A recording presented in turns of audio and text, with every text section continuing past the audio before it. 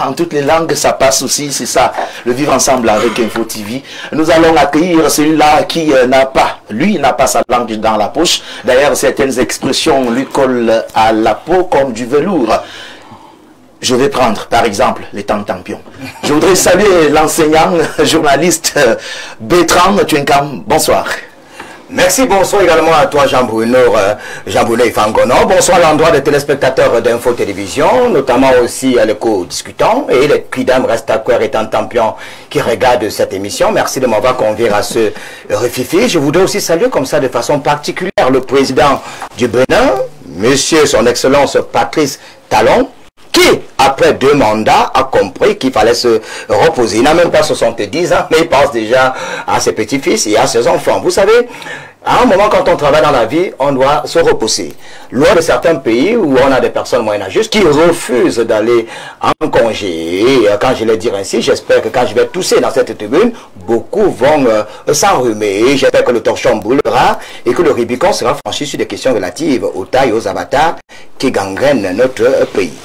Merci à vous, Bertrand Tchenkam, d'avoir accepté notre invitation. L'espoir demeure à ce que tous les autres conviés à ce plateau nous rejoignent dans les instants qui vont suivre. Mais du coup, nous allons rentrer dans le vif du sujet avec la première thématique qui nous rappelle tout simplement qu'il y a quelques jours, le ministre d'État, secrétaire général de la présidence de la République, Ferdinand Gongor, recevait le collège des évêques. À côté de cette information, il y a justement ces déclarations données ça et là par certains évêques camerounais, appelant ce qui est un remplacement ou tout à fait une alternance au niveau du pouvoir central camerounais à partir de sa tête pour parler du président de la République. Et c'est justement dans cet ordre d'idée que nous avons trouvé opportun de mettre ce sujet sur la table et d'en parler avec vous. Jean de Dieu a ici cette information, comment est-ce que vous l'avez déjà, puisque là on est ou alors vraisemblablement dans une brouille. Vous allez certainement me permettre de planter le décor. Je vous en prie. En disant simplement que le ministre d'État, secrétaire général de la présidence de la République, a une lourde mission. Je n'en doute point, la mission est du chef de l'État camerounais. Et c'est en rapport avec ce que nous sommes en train d'imaginer. Nous imaginons un État qui aura un haut conseil des sentinelles pour planter les jalons solides d'un grand pays, d'une grande nation qui devrait être capable de conduire les autres États et obtenir ce que nous appelons les États-Unis d'Afrique centrale, tout au moins. Parce que je m'identifie de ceux qui écrivent les livres en rapport avec le panafricanisme. Parce que le panafricanisme est un humanisme qui pourrait briser certaines barrières. Nous ne sommes pas d'accord avec l'héritage colonial, l'intangibilité des frontières, etc., des petits États. Nous sommes d'accord avec l'avancée de l'Afrique qui mérite ces leviers de souveraineté, c'est-à-dire les instruments monétaires, les instruments économiques, un fonctionnement qui est celui des grands États. Et donc nous imaginons que le Cameroun puisse mériter le respect que mérite le Vatican. Que le Cameroun soit un jour un grand pays comme la Corée du Nord. Ou alors comme les États du Golfe, c'est-à-dire les États d'Asie mineure, les Émirats arabes unis. Donc un grand pays, quand il y a élection, qu'il n'y a pas de bruit d'observateurs, qu'il y ait des élections comme au Vatican, lorsqu'il y a les conclaves, il n'y a pas d'observateurs internationaux, il n'y a pas de donneurs de leçons, etc. Ça, c'est la plateforme que nous imaginons. Donc, c'est sur le plan idéologique. Je vous réponds concrètement.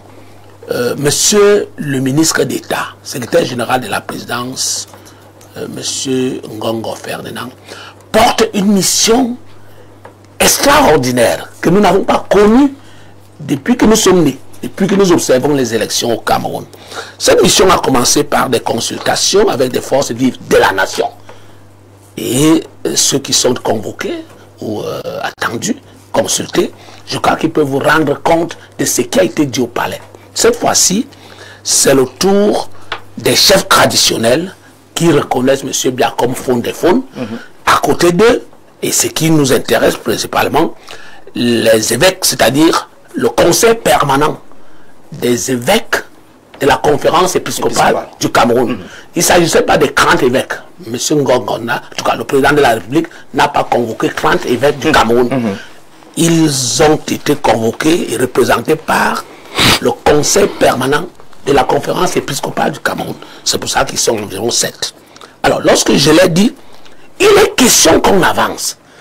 Il n'est pas question qu'on fasse la querelle de la rue, la querelle de la place Internet, pour rappeler qu'il y a une évêque de Yagua qui a dit qu'il faut remplacer Biya par, même par un diable. Il ne faut plus rappeler ça. Il faut plus, bon, peut-être il faut lire plutôt la lettre de Cléda. Et on est d'accord sur certaines ratiocinations relatives à la gouvernance chez nous.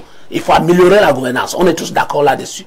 Mais le consensus qui est arrêté entre les évêques, j'ai commencé, entre la présidence de la République, les forces vives de la nation, toutes les régions concernées, et maintenant les chefs traditionnels qui ont indiqué pour confirmer que M. Biya est faune des faunes, et la problématique, la réflexion, le consensus des évêques représentés par le conseil permanent de la conférence épiscopale. Il faut prendre ce miel et faire de ça la priorité. Un Cameroun qui mérite sa souveraineté. Un Cameroun avant, pendant et après l'élection, un Cameroun qui mérite les idéaux comme celui de la paix. Un Cameroun après l'élection qui peut mériter la révision constitutionnelle, qui peut mériter un gouvernement d'union nationale et qui peut mériter finalement la réflexion sur la troisième république. La troisième république qui devrait porter donc ce que nous avons comme idéal, les États-Unis d'Afrique centrale. D'accord. Merci pour ce premier jet. Je voudrais parler des gens de Dieu ici. Cette fois-ci, Bertrand Chouenkam, quand tu as déjà suivi ce que disait Jean de Dieu ici et compte tenu de tout ce que vous avez comme vent de cette information relative à la visite ou alors à l'audience accordée aux évêques ou alors à la conférence épiscopale des évêques du Cameroun, et surtout quand on revient un peu en arrière, ressasser les déclarations de l'évêque de Yagua qui a dit que le Cameroun mériterait peut-être mieux un diable à sa tête. Est-ce que vraiment on est là dans une harmonie communicationnelle, surtout venant des hommes aussi précieux comme les prélats, les évêques du Cameroun? Bien évidemment, les évêques sont cohérents. Vous savez, ils sont cohérents. En RDC, l'expérience a démontré que quand les évêques, les hommes de Dieu ne sont pas avec vous, ça veut dire que Dieu n'est pas avec vous. À peine ces hommes de Dieu tous, le peuple s'enrhume. Les hommes de Dieu sont beaucoup écoutés par le peuple. Donc les évêques sont les mêmes aujourd'hui, hier et demain. Donc Dieu, ils n'ont jamais changé de discours. Les évêques se plaignent du mal-vivre grandissant. Les évêques se plaignent du fait que la gestion étant villageoise et kafkaïenne, la situation étant macabre, fracassante, inique et cynique, parce que la paix, c'est manger, la paix, c'est se vêtir, la paix, c'est un emploi, la paix, c'est pouvoir se mouvoir. La paix, c'est pas l'absence de guerre. Les évêques se plaignent, ils disent que la situation peut dégénérer si jamais certains préalables ne sont pas pris en compte. Ils se plaignent de la corruption, du mal-vivre grandissant. Ils se plaignent du fait qu'ils aimeraient bien que dans une perspective futuriste, que l'élection présidentielle, que ce soit l'élection municipale, que les élections au Cameroun se passent de façon fluide. Les évêques se plaignent du chômage grandissant, de nos hôpitaux qui autrefois étaient des centres hospitaliers, sont devenus des centres inhospitaliers, des couloirs de la mort, des cachots du désespoir, des ritournelles du cauchemar. Les évêques se plaignent du fait que la famine a pris des proportions assez inquiétantes. Les évêques se plaignent du fait que des personnes moyenâgeuses ont pris en otage notre pays, une bande de copains et de coquins qui, au lieu de servir, ont décidé d'asservir et se faire servir. Ils ont été reçus hier, c'est normal, ils n'ont pas fait de rotopédalage. C'était une continuité parce que je voulais vous rappeler que les Mbombok ont été reçus à la présidence de la République, que les chefs traditionnels ont été reçus à la présidence de la République, les imams ont été reçus, la société civile, les dignitaires religieux, les fonds, en emprunt fini. Mais les discours ont changé pour ceux qui sont allés avant les évêques. Quand ils sont là, président de la République, ils sont plus devenus, ils étaient plus lucides. Ils sont sortis, ils ont dit que non, motion de soutien à l'endroit du chef de l'État. Est-ce que les évêques au sortir de la présidence de la République, on dit motion de soutien? Non, ils sont restés à leur niveau. Ils ont dit, nous voulons la paix, nous voulons que les élections à venir se passent dans la tranquillité, la paix, et j'en passe. Ils n'ont pas dit que motion de soutien, mais ils ont dit non, même pas d'opposition. Ils sont là pour tout le monde. Ils ne sont pas pour le pouvoir, ils sont au milieu. Donc, ils sont comportés comme des historiens des temps présents, comme nous les journalistes, et ils sont cohérents. Alors, le conseil permanent de la conférence épiscopale nationale du Cameroun, sous la conduite de Monseigneur André Keya Fouenia, qui faut-il le rappeler, l'archevêque métropolitain de la ville de Bamenda, comme vous l'avez dit dans votre prologue, accompagné de ces gens, ont rencontré au palais présidentiel le secrétaire général, ministre d'État, secrétaire général de la présidence de la République. Ils ont dit quoi? Il y a quelques points que j'ai un peu essayé de ressortir. Les évêques voudraient que l'élection présidentielle du 12 octobre prochain se déroule dans la paix, la transparence et la participation de tous les Camerounais. Monseigneur Keya Fouenia André, archevêque de Bamenda, ne voudrait pas que la situation macabre, fracassante, unique et cynique qui accable les régions du nord-ouest et du sud-ouest Cameroun dégénère. Parce que eux, ils ont compris que gérer, c'est prévoir. Il faut être avant-gardiste, il faut avoir des perspectives, des prévisions, parce que si vous restez dans la prédiction, ça va prêter à confusion. Bonjour la désolation. La crise anglophone, ça va commencer comment? Des indignés, avocats et quelques enseignants frustrés ont manifesté leur ras-le-bol, on a pris des matrapots, mais entre-temps on a même résolu leurs problèmes, mais ça s'est dégénéré. Ils ne voudront pas que de telles situations arrivent. Moi, mais Bertrand Tchenkam, je veux la paix parce que s'il y a guerre, on va souffrir. Moi, je ne veux pas la paix, la guerre dans notre pays. Merci. Ils ont rappelé l'accord signé en 2014 qui est le Vatican au Cameroun. Le Vatican, c'est juste 44 hectares. Et il faut savoir que le Vatican entretient de très bonnes relations avec le Cameroun. Les évêques, aucun évêque n'a été gêné pour sa prise de parole. Les évêques ne sont pas contre le pouvoir, contre un individu, mais les évêques voudraient que les gens comprennent que seul Dieu, parce que c'est Dieu qui met les autorités en place, mais Dieu n'a pas demandé aux autorités d'affamer le peuple. Dieu n'a pas demandé aux autorités de martyriser les peuples. Et ils ont ressassé, ils ont ressassé les problèmes auxquels font face les populations, et les évêques se comportent un peu comme Aimé Césaire dans Cahiers de retour au pays natal.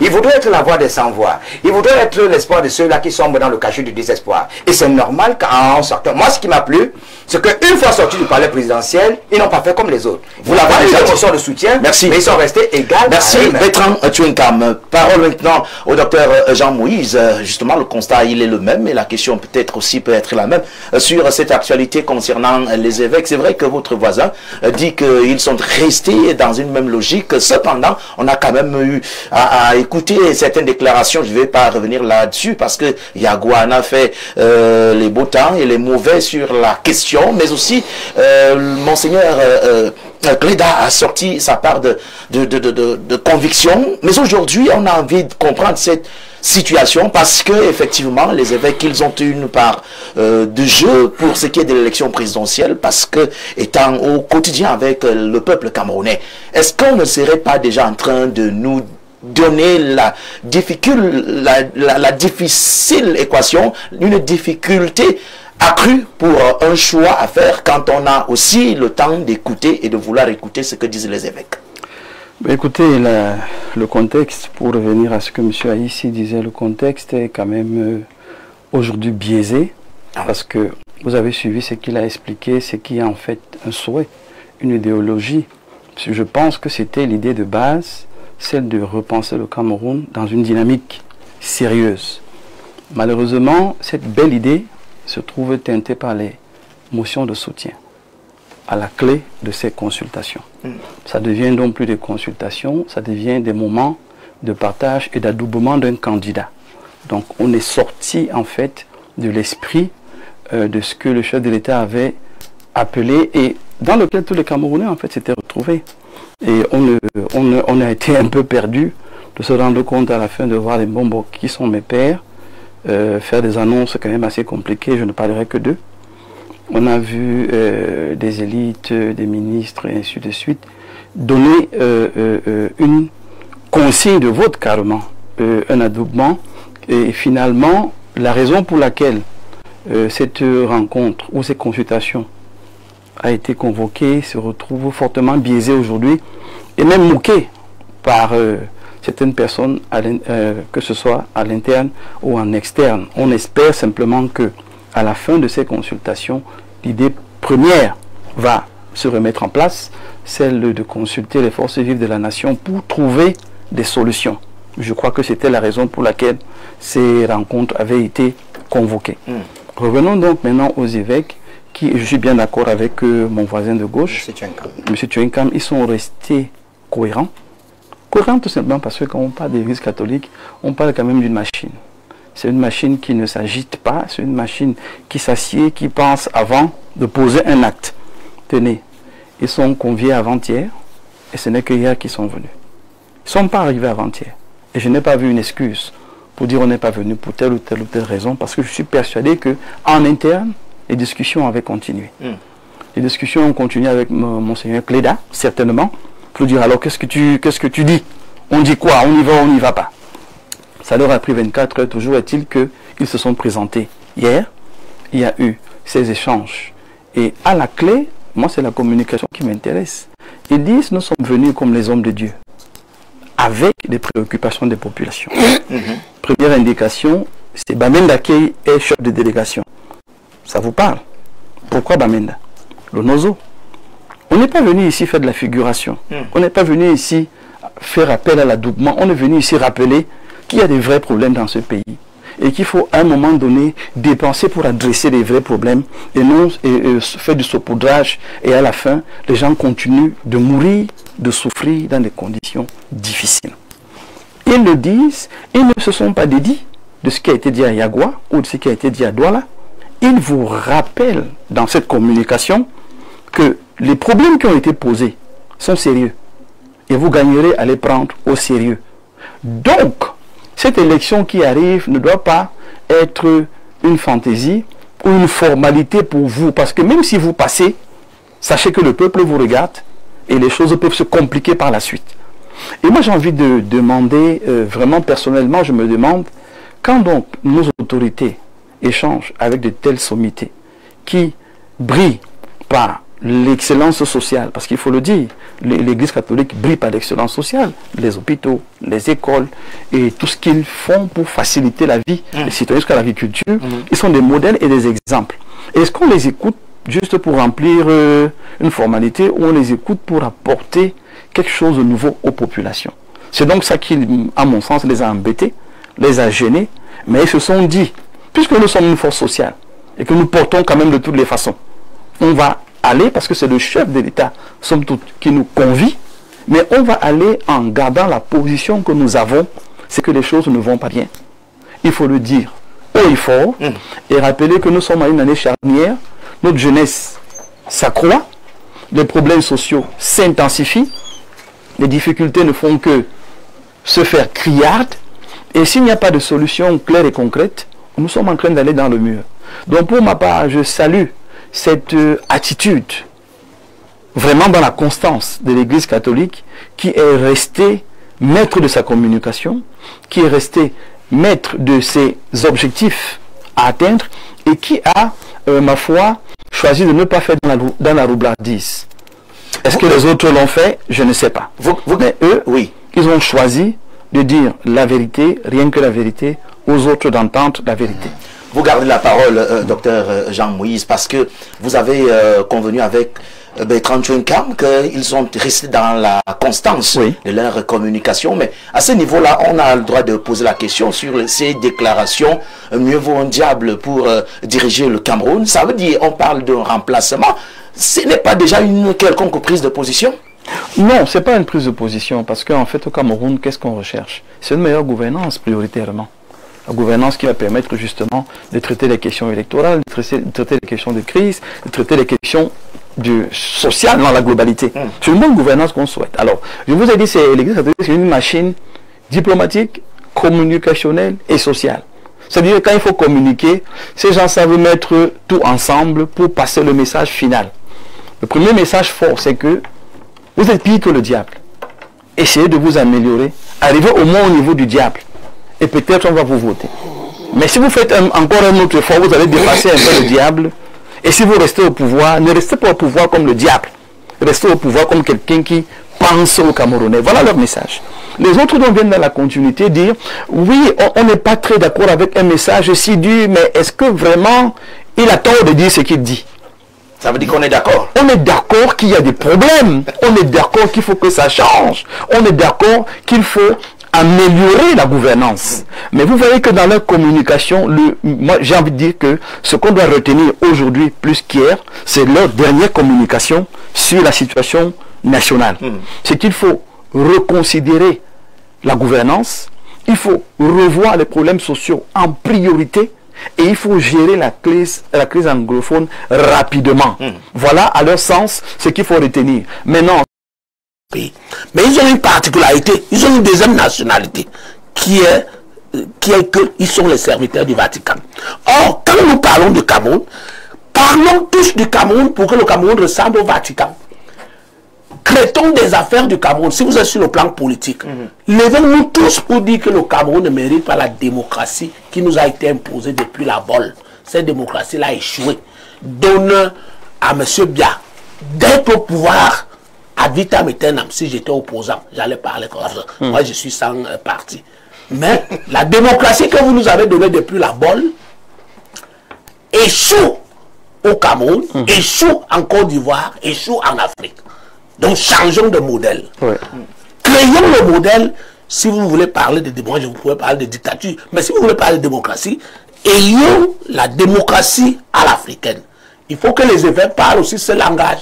De telle manière que quand nous dénonçons la prédation et les affres de la colonisation occidentale, que l'Église, ceux qui disent qu'ils prennent donc parole, de Yagua, etc., qu'ils prennent parole pour dire également comme nous, avec autorité, que nous autres, nous demandons que le franc des colonistes françaises d'Afrique, qu'on pose les vrais problèmes et qu'on revendique que les mêmes évêques se revendiquent comme africains.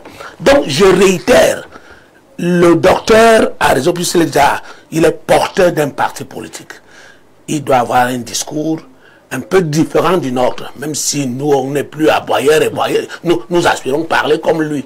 Parce qu'hier, on était à Boyer et Brailleur. Et quand on l'était, on devrait dire à ceux qui nous suivent que le discours qui est venu de Yagua, lorsqu'on nous enseigne à l'église catholique romaine, c'est un discours à jeter en poubelle rapidement.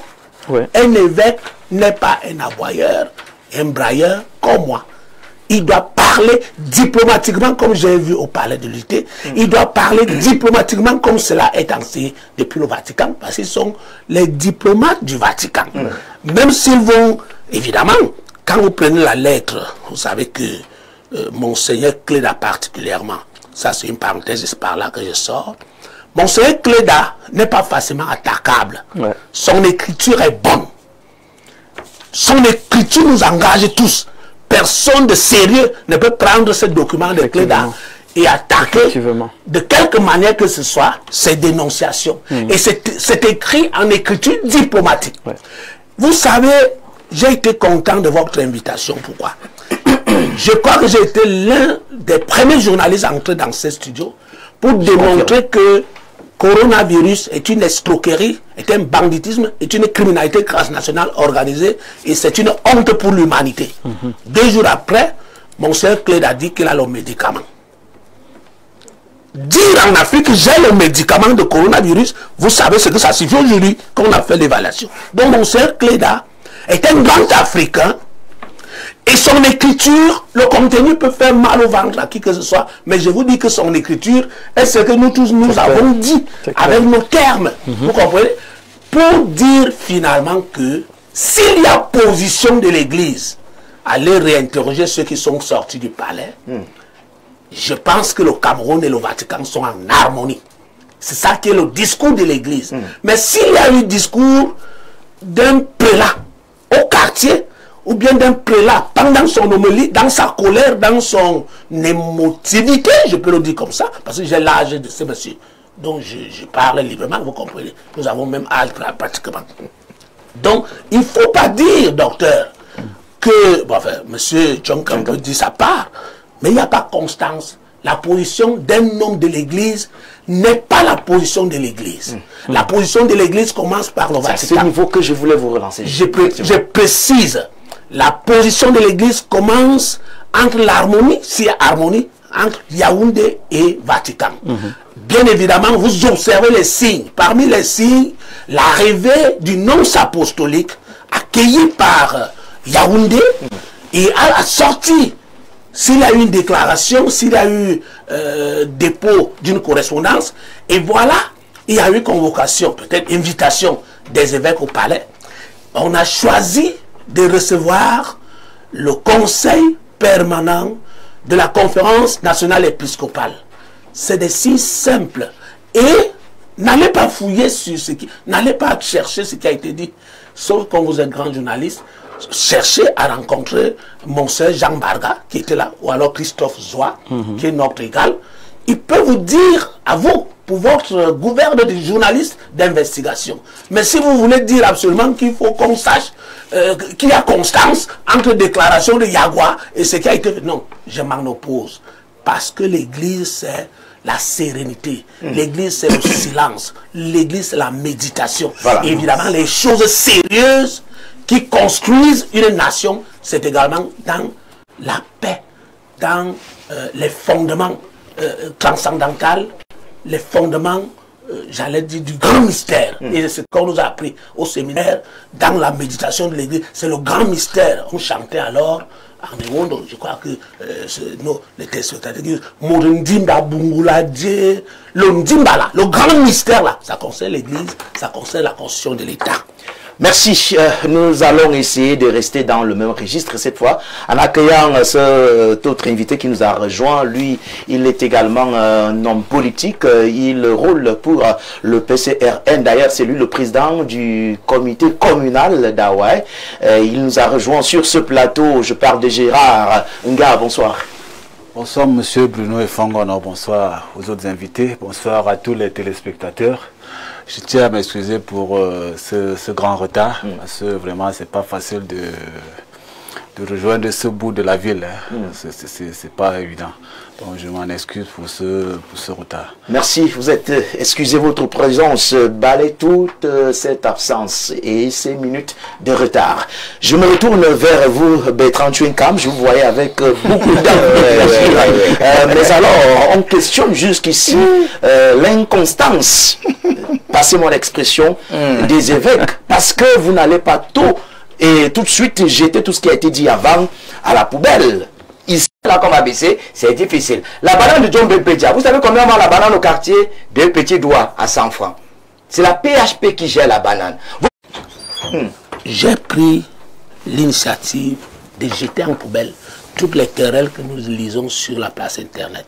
Certains ont rappelé que non, l'Église catholique, c'est par là qu'est partie la déportation des Africains jusqu'à l'esclavagisation de ceux-ci. Et c'est par l'Église catholique que l'esclavage, la colonisation entrée brutalement, etc. On a rappelé les crimes de l'Église. Voilà. Il n'y a personne aujourd'hui qui peut venir dire à mes enfants que l'Église catholique dirige ce pays. Et quand nous prenons parole, considérer notre pays comme étant un pays qui a également connu la domination des musulmans, la domination des catholiques, la domination d'autres obédiences spirituelles. Et c'est un pays qui mérite la vraie indépendance. L'indépendance que nous demandons aux néocolons occidentaux. Demandons cette indépendance même en interne. Merci. Il n'y a pas de colonisation d'une église lorsqu'on parle de ce pays. Il faut qu'on se libère. C'est pour ça que généralement on dit que indépendance ne veut pas dire liberté. On a vu quelques marionnettes qui devaient distraire l'opinion. Non, laissez-moi le dire de ma considérez que quand nous prenons parole, quand il y a cette organisation, parce que nous on convoque le Haut Conseil des sentinelles, des sages, des maîtres, des mystiques. Ces mystiques-là ne sont pas seulement les catholiques. Ils doivent être les musulmans, les catholiques, les animistes, tous les Camerounais. Gérard aille donc au bout de jusqu'au bout de sa pensée. En fait, donc, si l'Église a pris position, c'est maintenant que l'Église prend position. Monsieur l'évêque de Yagua n'a pas pris position. Il a parlé motivement. La vraie Église qui prend position, nous n'avons pas encore, et il ne peut pas prendre position pour orienter l'élection. Sinon, ils vont frustrer les autres opposants. Donc, l'Église n'a pas pris position. Prendre position, je n'ai pas de... En fait, je ne l'ai pas dit. L'Église n'a jamais orienté un Camerounais à prendre position derrière X ou Y partis politiques. L'Église s'est prononcée, l'Église a fait un diagnostic et s'est prononcée et c'est tout à fait normal. Je ne vois pas les églises. L'Église catholique, il faut le préciser, l'Église catholique a fait un diagnostic et a donné son opinion. Évidemment, moi je ne sais pas pourquoi on devrait faire le procès de l'Église ici. Est-ce que l'Église devrait se prononcer ou pas? L'Église vit dans la société. Nous sommes partie prenante de cette Église. Et donc, tout ce que l'Église a besoin aujourd'hui, c'est le bien-être des citoyens, c'est la paix, c'est la cohésion sociale. Et donc, moi, je crois que c'est sur cette ligne que les évêques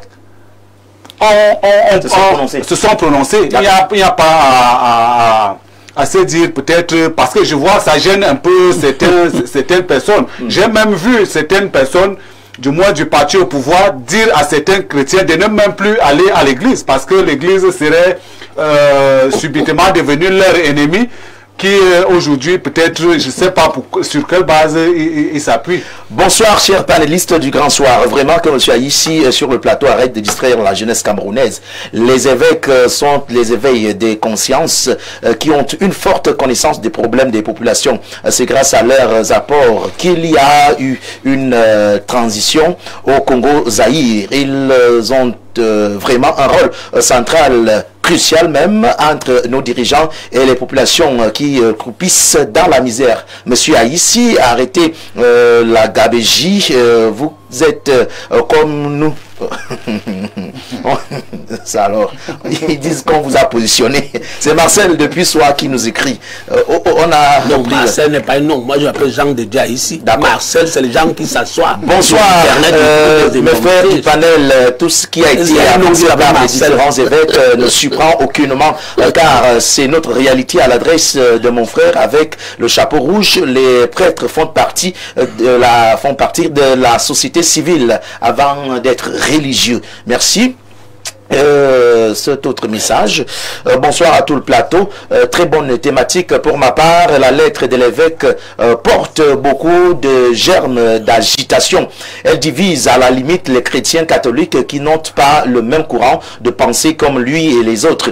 Prions beaucoup afin que la prise de position de l'évêque, qui n'en est rien de ce qu'on pense, n'ait pas le même effet, celui du défunt sultan Bonbon Jaya jusqu'à date au sein de l'église. Pour le compte de l'évêque, une partie des chrétiens catholiques murmure. Je ne sais ce qu'elle pense. C'est Gilbert de Douala qui nous renseigne qu'entre-temps, une partie des chrétiens catholiques murmurent sur la position et même les déclarations évoquées. La position des évêques n'est pas brouillée. Voyons que les opposants ne donnent pas l'impression de s'unir. Ils préfèrent se mettre du côté de celui qui tient la bourse, et c'est la sagesse même.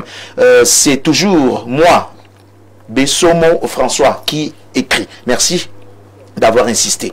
Bonsoir à vous. Non, on ne peut pas lire ce message. Bonsoir à vous sur le plateau. Bien vouloir demander aux communicants du FSNC, voilà, où se trouvent leurs locaux à Yaoundé. Merci, il va certainement vous répondre tout à l'heure. Bonsoir. Non, on ne peut pas faire écouter de la musique ici. C'est mais un panéliste a chanté, un panéliste a fredonné tout à l'heure. Bonsoir Jean Bruno.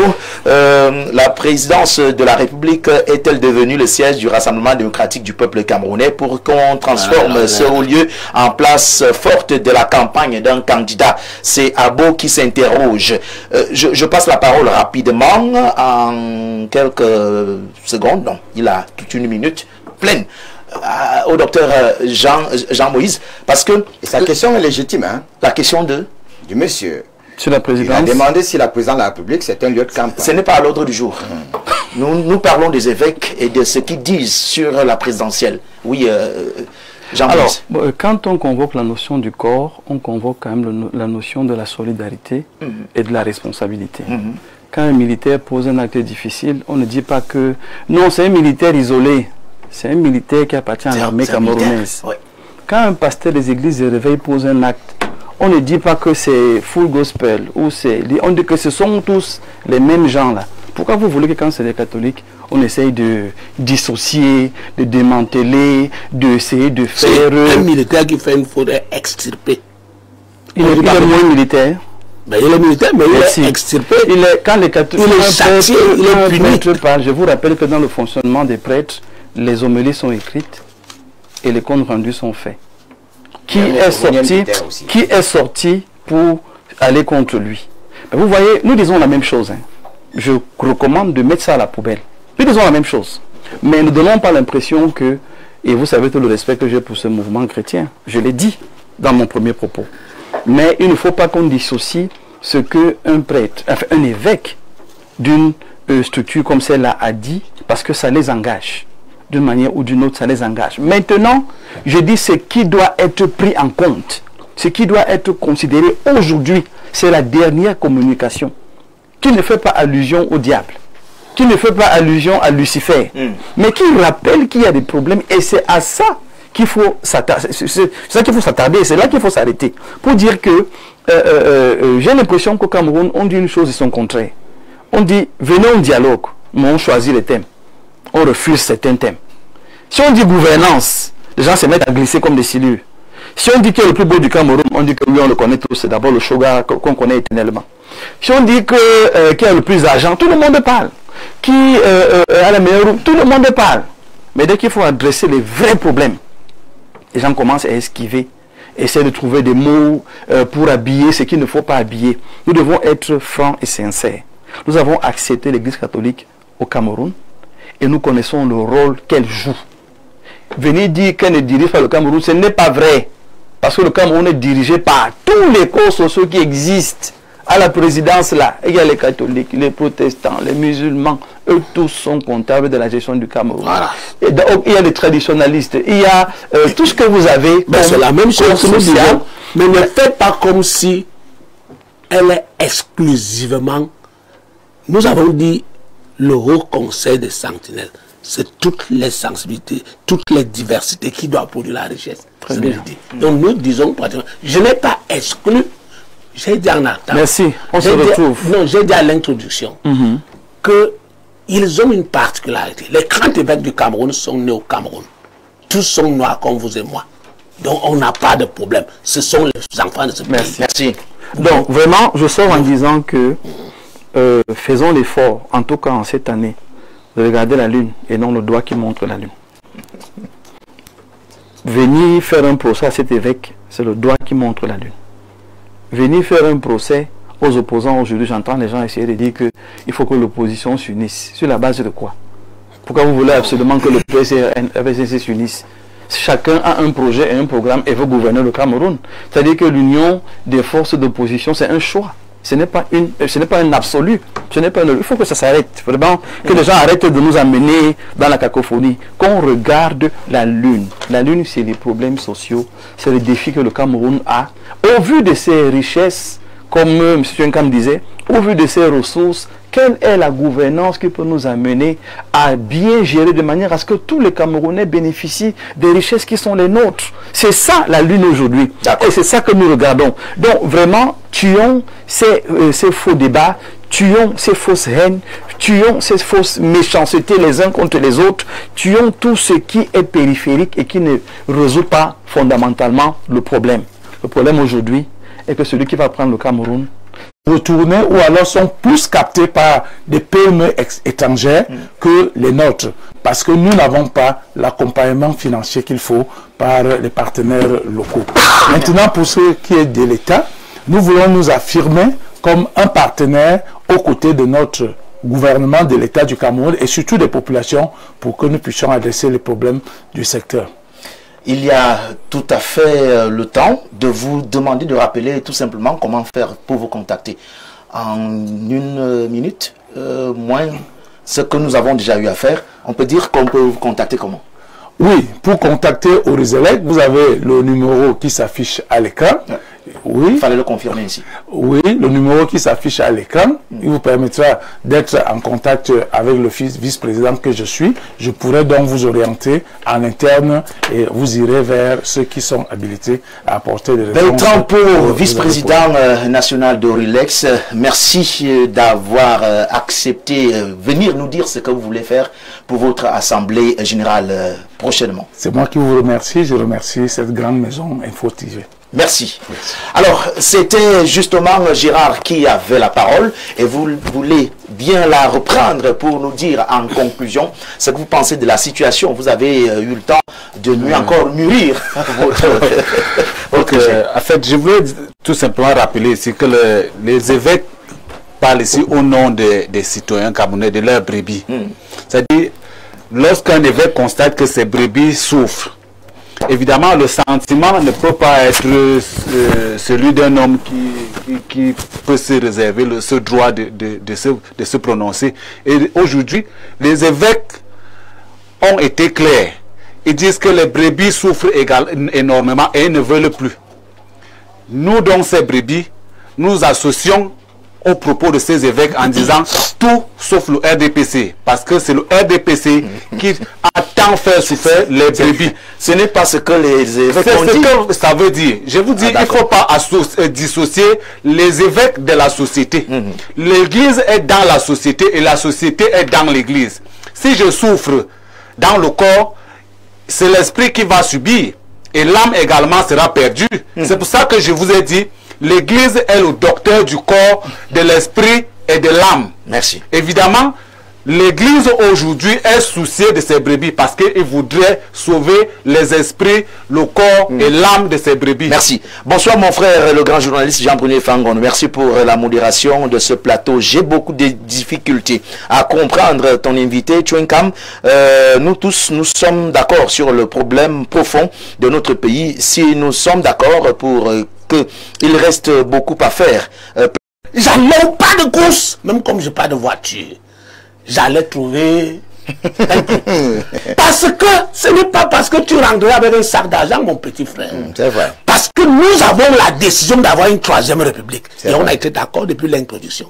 Et cette troisième république ne sera pas une petite république là. C'est une grande idée où on aura le Fonds monétaire africain, où on devrait ressusciter la banque des investissements, la banque centrale, et le tout doit partir de Yaoundé. C'est-à-dire que nous imaginons, nous rêvons, il n'est pas interdit de rêver. Et là, nous parlons d'un pays comme la Chine, qui a un seul parti politique avec des grands esprits comme ça.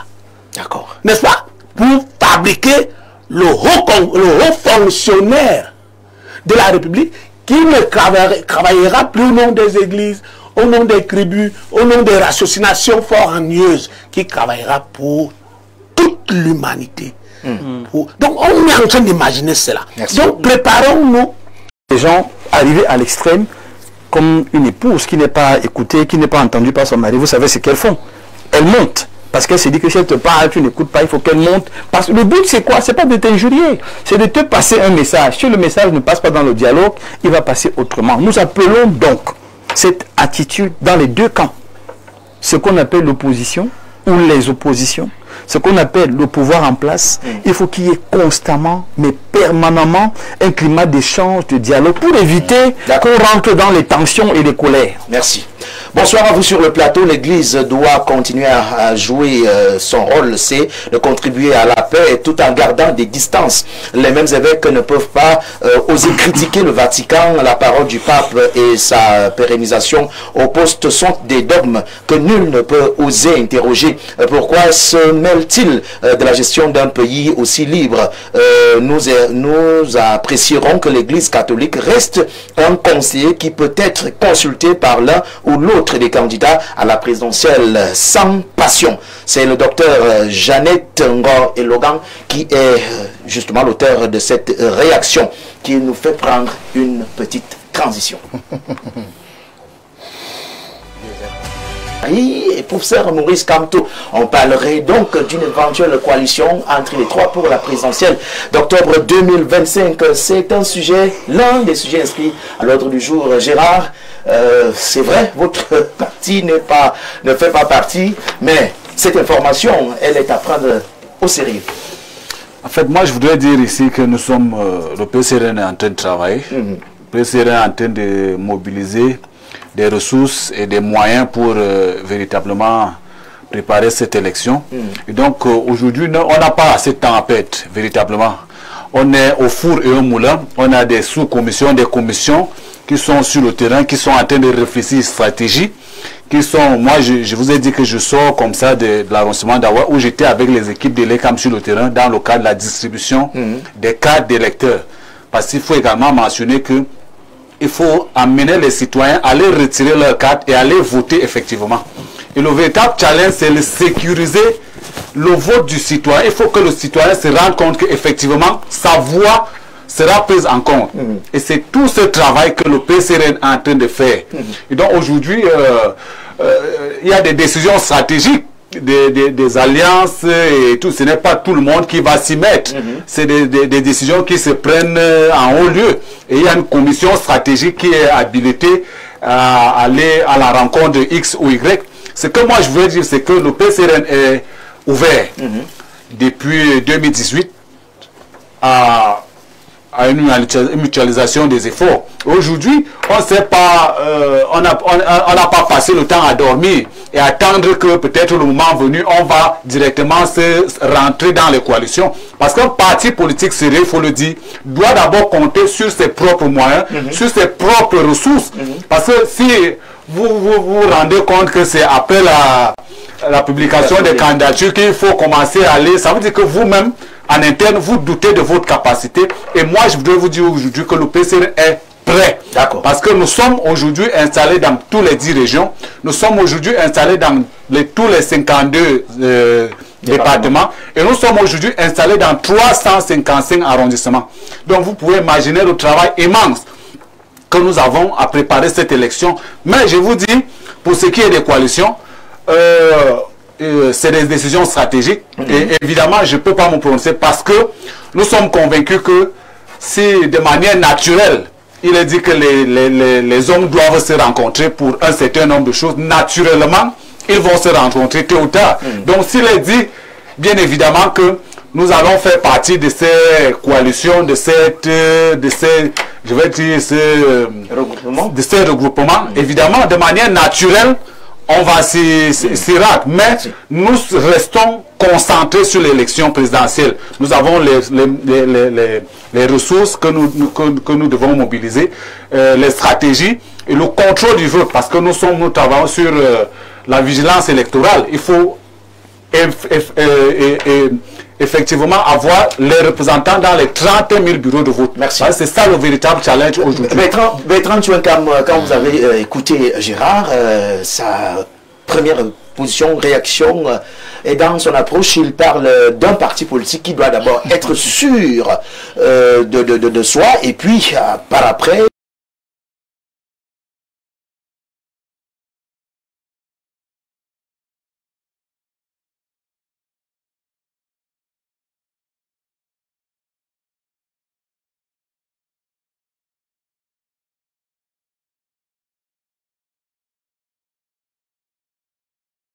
individus. Moi, Bertrand Chouenkam, j'aime la paix. Si aujourd'hui, mes enfants deviennent quoi? J'aime la paix. Mais je suis en train de vouloir faire comprendre que il y a des pays que les Camerounais doivent visiter, comme le Rwanda. Le Rwanda ne vit que du tourisme. Jean de Dieu ici, le Sénégal n'a que les arachides. Vous allez toujours citer les pays qui ne sont pas le Cameroun et ça ne nous fera pas avancer. On reste avec nos pays et on construit avec nos idées. Merci. Je passe la parole à Jean de Dieu. Je ne peux pas l'oublier. Jean de Dieu ici, la situation est là. On a quand même trois grands noms qui peuvent faire balancer les choses. Passez-moi l'expression, on parle de la présidentielle. Quoique le professeur Maurice Kamto soit au quartier et doit regarder l'élection à la télé, il peut quand même aussi jouer en défaveur du régime, c'est-à-dire en s'alliant avec Belbouba, Issa Chiroma Bakari pour faire une équipe et ça peut donner une contre-attente pour le Rassemblement démocratique du peuple camerounais. Lorsque vous parlez du Cameroun, il faut un minimum de modestie et de circonspection méthodique. Les trois noms que vous venez de donner, c'est les gardiens du temple au temple qu'on appelle au Cameroun. Bello Bouba Maïgari, quand nous étions enfants, on mémorisait les membres du gouvernement. Premier ministre Bello Bouba, on mémorisait, on nous enseignait à l'école l'histoire du Cameroun. On citait à Yang Luc, c'est ça? À Yang Luc, Conseil économique et social, Assemblée nationale. Donc, c'est les gardiens du temple. Quand vous parlez d'Issa Chiroma Bakari, un très grand esprit, j'ai vu des gens écrire sur la place internet n'importe quoi. Mais évidemment, je me pose la question, est-ce qu'ils connaissent même pas? Parce qu'on peut parler dans la rue sans savoir de quoi on parle. Lorsque vous parlez de Maurice Kamto, c'est pour ça que j'attire l'attention de ceux qui s'agitent, qui se font emprisonner venant de Belgique, etc. Que vous faites faux. Il s'agit d'un autre grand esprit. Si vous voyez ces trois grands esprits s'asseoir, je ne suis même pas sûr que c'est forcément au nom de l'élection du 12 octobre. C'est vrai. Ces gens sont chargés de réfléchir sur l'état du Cameroun. C'est vrai. Qu'est-ce que le Cameroun devient après les 5 ans qui suivent? C'est-à-dire après 2031. Bon, je crois que ceux qui ont les oreilles me suivent très bien. Alors, ces grands esprits peuvent faire la coalition officieuse, occulte, ça ne nous concerne pas beaucoup. Mais maintenant, parce que la vraie coalition est celle que nous sommes en train d'imaginer, que tous les grands esprits, morts les partis politiques, pas de distraction, ils s'assoient et ils font un grand conclave et on a un grand Cameroun. Cette coalition-là aura lieu. Les partis politiques issus de la sentence de la Bolle, ça va disparaître tout ça. Les vrais esprits entreront en concubinage, pas incestueux cette fois-là, en concubinage de fécondation. Et la bonne fécondation donnera une grande nation. C'est ça que j'appelle la vraie coalition. Parce qu'elle sera une grande coalition positive et officielle. Maintenant, ce que vous appelez dans le cadre de la démocratie de la Bolle, est-ce que la coalition est possible? Non. Je dis non. Pourquoi? Sur le plan idéologique, vous ne pouvez pas accoucher, vous ne pouvez pas fabriquer vos macabos et vous décidez que vous allez mélanger vos macabos avec mes ignames ou avec mes patates. L'idéologie du docteur se définit par un programme politique. Pourquoi voulez-vous qu'il mélange?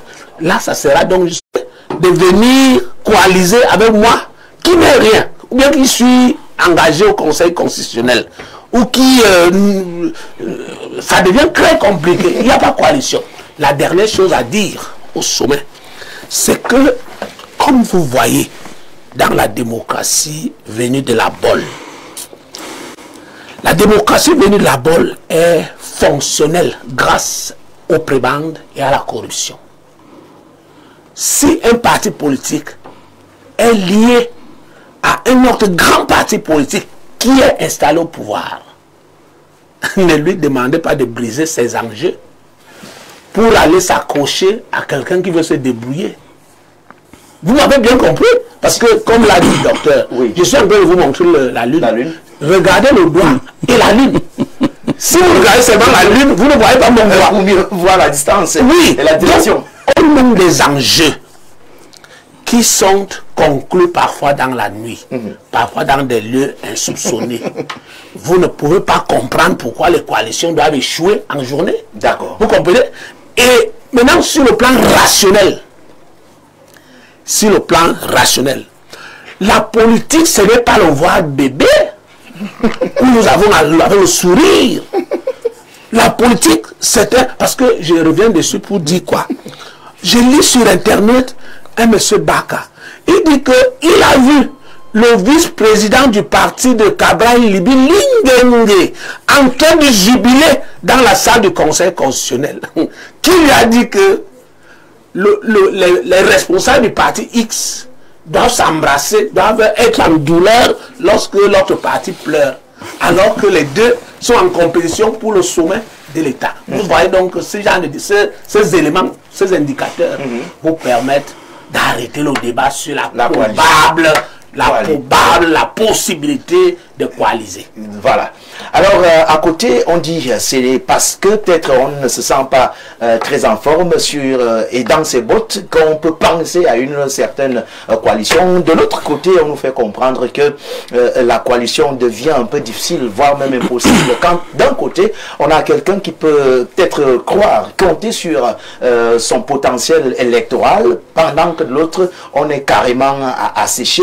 Et à ce niveau, on se verra dans un marché de dupes. Et pourquoi voilà pourquoi la coalition devient un peu difficile et même impossible. Aujourd'hui, et justement, voilà pourquoi le point d'interrogation. C'est une probable coalition. Maurice Kamto, Bello Bouba, Issa Chiroma Bakary. Ici, sur ce plateau, vous êtes encore un peu plus mieux placé pour nous en parler. D'accord, merci. Je crois que vous êtes... vous m'avez confirmé encore ce soir que votre intelligence est particulière, parce que vous m'avez permis d'écouter justement le point de vue des autres pour pouvoir adresser cette question. Vous savez, je vais commencer par le général avant d'arriver au particulier. Le général, il est simple. Il y a un parti qui dirige et en face, on observe des manquements. D'où naît l'opposition. On observe des manquements, on observe des absences, on observe la négation, on observe parfois l'incompétence et on se dit, on se constitue en force pour aller gouverner. Et là, je rejoins mon jeune frère, c'est que chaque parti qui se crée se donne les moyens, tout seul, de pouvoir atteindre les objectifs qu'il s'est visés. Et c'est comme ça donc que tous les partis qui sont créés avec pour ambition de gouverner. Ça, c'est la logique de ces partis qui sont créés. Au FSNC, nous avons donc, après avoir observé, et constater que le climat camerounais est particulier. Particulier parce que nous avons en face un géant, nous avons en face un parti qui est mastodonte, qui est structuré, qui est bien assis, qui, en plus d'être un parti État, a les moyens de l'État. Donc, nous avons quelqu'un qui, on va l'appeler dans le jargon de la Bible, Goliath. Il est puissant, il est grand et il est fort.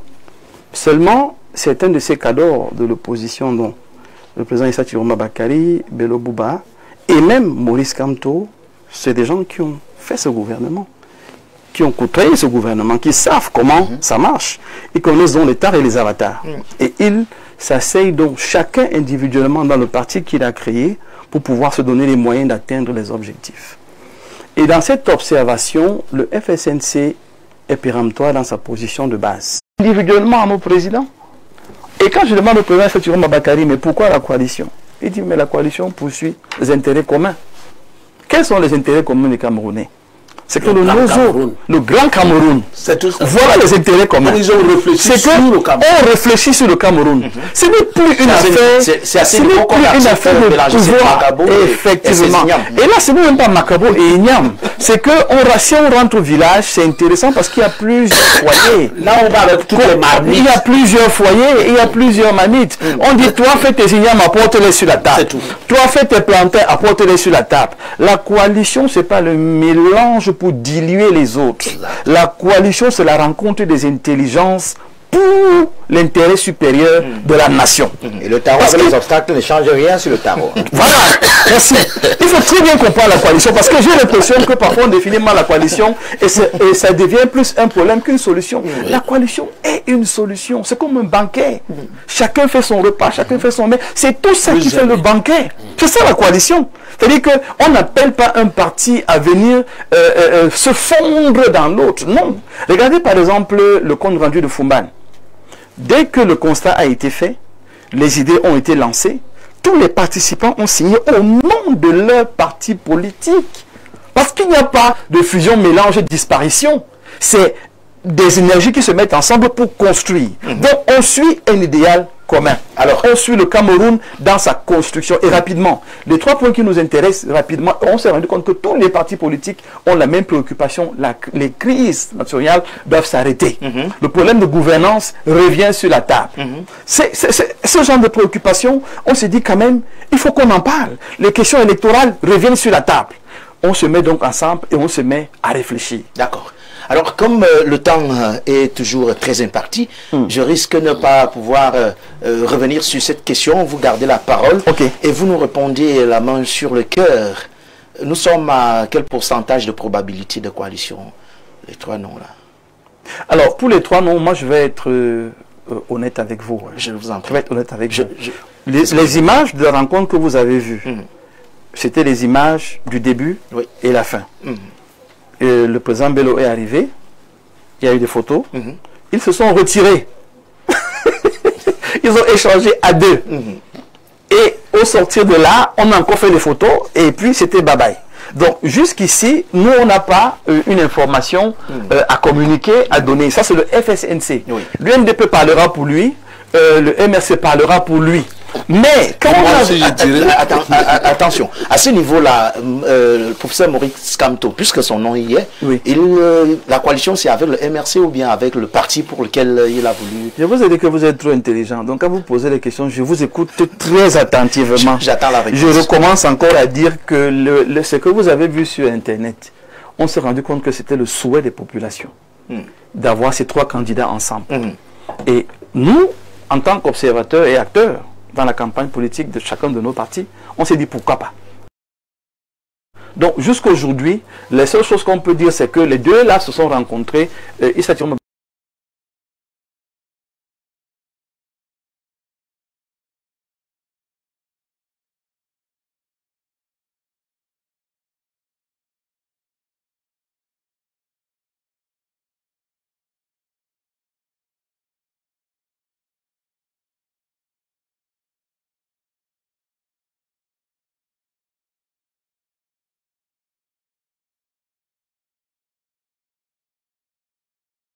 Bakary et Bello Bouba. Le contenu, on ne peut encore rien dire.